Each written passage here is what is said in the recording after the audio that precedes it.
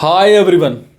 आज मैं आपको बताने जा रहा हूं कि छोटी कंपनी को मेंटेन कैसे करते हैं। इस टाइप का क्वेश्चन अप्रॉक्सीमेटली हर छोटे व्यापारी जानना चाहते हैं कि आखिर किस तरह बड़ी कंपनियों के मालिक हमेशा विदेश घूमते रहते हैं, लेकिन उनका बिजनेस आसमान की बुलंदियों को छूता रहता है। आखिर वो किस तरह से इस बिजनेस को ऑटो मोड में लाते हैं। बिजनेस छोटा हो या बड़ा, लगभग सभी में एक कॉमन प्रॉब्लम आती है कि बिजनेस को मेंटेन कैसे करें।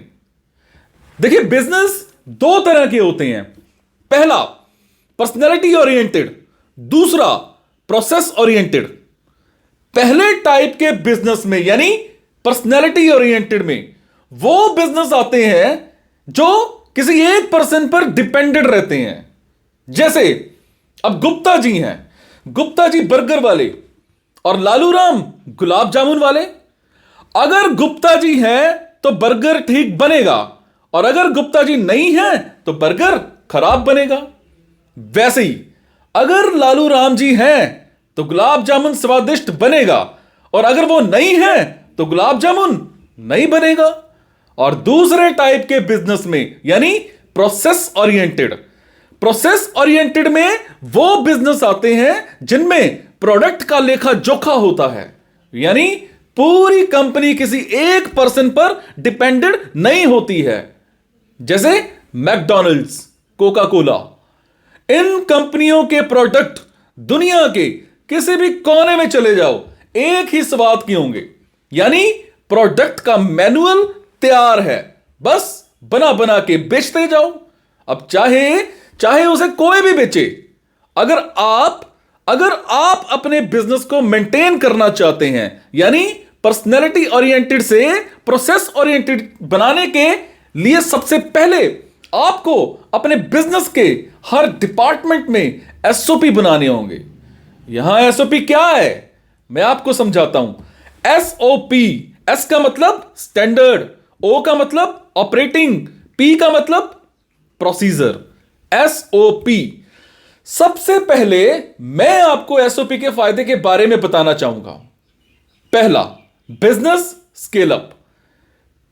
पहला फायदा यह है कि आपका बिजनेस बहुत जल्दी स्केल अप हो जाएगा।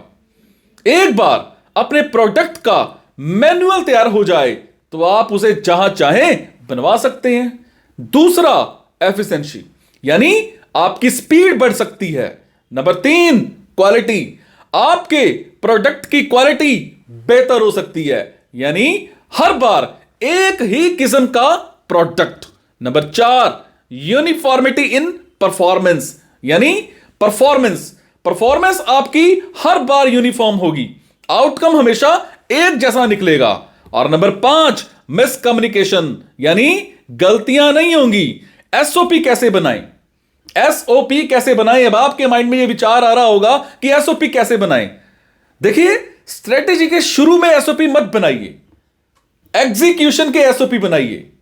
स्ट्रेटेजी को आप अपने पास रख सकते हैं, आपको सभी ड्यूटी संभालनी है, इसीलिए एग्जीक्यूशन के एसओपी बना सकते हैं ताकि काम अपने आप चलता रहे और बिजनेस ऑटो मोड में आ जाए आपका। बिजनेस को ऑटो मोड में लाने के लिए की जाने वाली एक्टिविटीज को कैच कीजिए और उन सभी की एक लिस्ट बना लीजिए ताकि आपका एक प्रोसेस बन जाए। बिजनेस को ऑटोमेशन में करने के बाद जब आपको सभी चीजों की नॉलेज हो जाएगी तो आप अपने बिजनेस का मैनेजमेंट अच्छे से कर सकते हैं। आप अपने एम्प्लॉय को चुन सकते हैं कि आपको किसको रखना है और किसको नहीं रखना है, क्योंकि एक बार जब प्रोसेस बन जाए तो प्रोडक्ट बनाने का एक सिस्टम बन जाएगा। इसीलिए सिस्टमेटिकली कोई एम्प्लॉय उस प्रोडक्ट को बनाएगा तो आपको यह पता लग जाएगा कि किस एम्प्लॉय का परफॉर्मेंस अच्छा है, किस एम्प्लॉय का परफॉर्मेंस खराब है। तो दोस्तों, एसओपी का मतलब आप अच्छे से जान गए होंगे। अब मैं आपको यहां कुछ ऐसे स्टेप्स बता देता हूं कि मेंटेन कैसे करते हैं। Step number 1, identify the problem for which you need the process.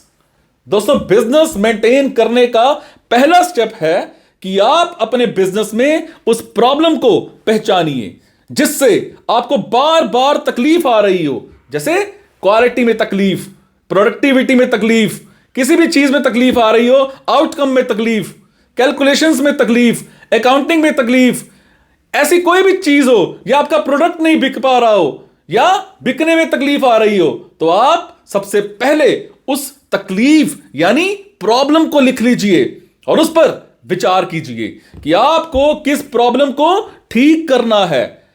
आप एक टारगेट बनाइए और उस टारगेट को पूरा करने में लग जाइए, उसको हासिल करने में लग जाइए। अब मैं बात करूंगा step number 2, build the process boundary. अब आप सोच रहे होंगे क्या है ये? इस प्रोसेस में आपको एक बाउंड्री तैयार करनी होगी, यानी आपको एक प्रोडक्ट को बनाने की शुरुआत से लेकर उसका फाइनल क्या है उसे तैयार करना होगा। मान लीजिए आपको एक बर्गर तैयार करना है, तो सबसे पहले क्या करना होगा? सबसे पहला स्टेप उसका क्या होगा? बाजार से ब्रेड लाना है। दूसरा, उसके बाद बनाने के लिए जरूरी मटेरियल लाना है और इसी तरह से उसका फाइनल बर्गर को कस्टमर तक पहुंचाना होता है।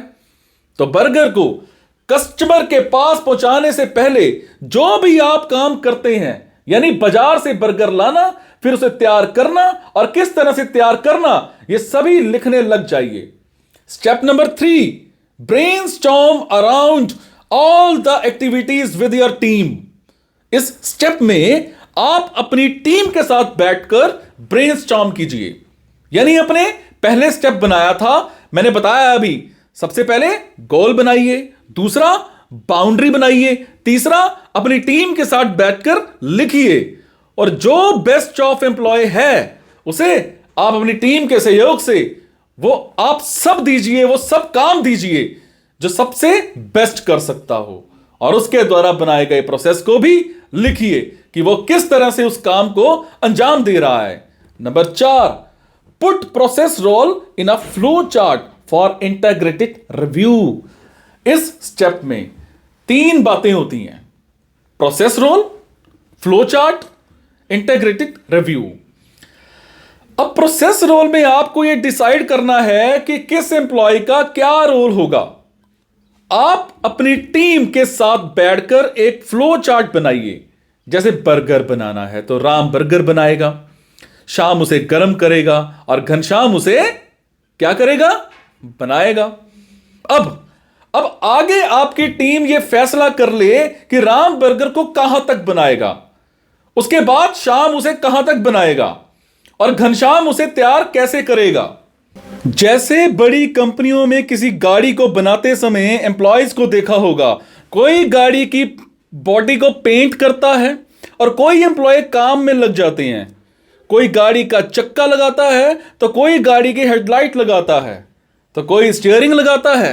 इसी तरह हर एक एम्प्लॉय का रोल पता चल जाता है। Step number 5, kill the potential problem in advance with RACI matrix. देखिए, जब आप प्रोसेस बनाएंगे तो प्रॉब्लम आना तय है। कभी प्रोसेस टूटेंगे तो कभी आपके क्वालिटीज में इशू आएंगे। इसमें कभी कभार क्या होता है कि आपका खराब प्रोडक्ट कस्टमर के बीच चला जाता है तो बहुत बदनामी हो सकती है, कंपनी का नाम खराब हो सकता है। इसलिए जो पोटेंशियल प्रॉब्लम आने वाली है उसे पहले खत्म करने के लिए एक RACI मैट्रिक्स बना लीजिए। अब आप सोच रहे होंगे कि RACI क्या है? R का मतलब है आप जो भी काम कर रहे हैं उसका रिस्पॉन्सिबल कौन है। इसका पता टीम के साथ बैठकर कर सकते हैं। इसे लिख सकते हैं कि अगर बर्गर राम बनाएगा तो उसका रिस्पॉन्सिबल कौन है, लेकिन अकाउंटेबल कौन है? ए, और वो है चमन लाल। यानी अगर राम बर्गर गलत बनाएगा तो उसका जिम्मेदार कौन होगा? और वो है चमन लाल, क्योंकि उसी की देख रेख में राम जैसे लोग बर्गर बना रहे हैं। अब सी का मतलब है कंसल्टेड। यहां कंसल्टेड है मगन लाल, क्योंकि राम तो बना रहा है और अब उसे लगा कि बर्गर सूख रहा है या टिक्की सूख रही है, तो वो अकाउंटेबल चमन लाल के पास जाएगा कि इसे बनाऊं या ना बनाऊं। अब वो मगन लाल के पास जाएगा। अब मगन लाल के पास जाएगा क्योंकि वो बर्गर बहुत दिनों से बना रहा है। यहां बर्गर की प्रॉब्लम सॉल्व हो गई, लेकिन यहां क्या है? यहां क्या है? आई। आई कौन? मतलब इन्फॉर्म्ड, यानी कोई भी समस्या हो तो उसके बारे में बताने वाला इन्फॉर्म्ड हो गया, जिसे जनरल मैनेजर भी कहा जा सकता है। इसी तरह से आप किसी भी बिजनेस का एसओपी बना लीजिए, और जब भी आपके पास कोई नया एम्प्लॉय आएगा तो उसे आपको बार बार सिखाना नहीं पड़ेगा, क्योंकि आपके पास बिजनेस का पूरा लेखा जोखा होगा, कौन सा सामान कैसे बनाना है। तो दोस्तों, आपको मेरा ये वीडियो कैसा लगा मेरे को जरूर बताइएगा। किसी भी तरह के क्वेश्चंस या एडवाइस के लिए नीचे कमेंट जरूर करिएगा। आपके कमेंट से मुझे प्रेरणा मिलती है कुछ अच्छा करने की, कुछ नया करने की, और हो सकता है कि आपका पैशन बाहर निकल आए। समटाइम्स मैं जॉब की वीडियोस डालता हूं, कई बार हमारे मतलब के वीडियोस नहीं निकलते हैं, हमारी मतलब की इंफॉर्मेशन नहीं होती है, पर कई बार मेरी कोशिश होती है, मैं ऐसी रिसर्च करके आपके लिए आइडियाज लेके आता हूं। हो सकता है हमारा पैशन हमारे अंदर हो, हम उसको बाहर नहीं निकाल पाते हैं। तो प्लीज पैशन को पहचानिए। मैं बार बार कहता हूं कि आप वो करो जो आप करना चाहते हो, आप वो मत करो जो दुनिया आपसे कराना चाहती है। समझे? Thank you so much. खुश रहिए आप। चक दो फट्टे, दिखा दो दुनिया को कि आप भी 2021 के सेलिब्रिटी हो। Thank you so much.